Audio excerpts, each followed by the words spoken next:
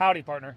It is time to get rid of that wired Apple CarPlay and switch to this cool wireless option that we got sent from our friends at Lamtto.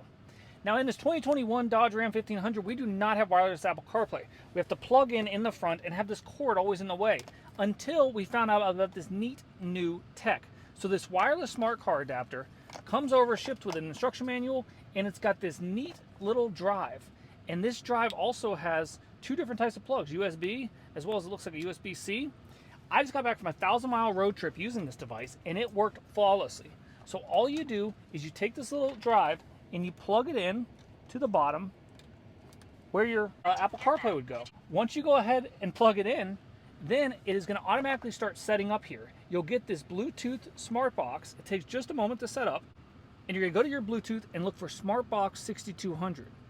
You go ahead and connect, and it's going to ask you to pair, and then allow it to sync the contacts. Go ahead and connect to CarPlay. This is only on the initial setup. And just that fast, we are now using wireless Apple CarPlay in a 2021 Ram that only had wired before.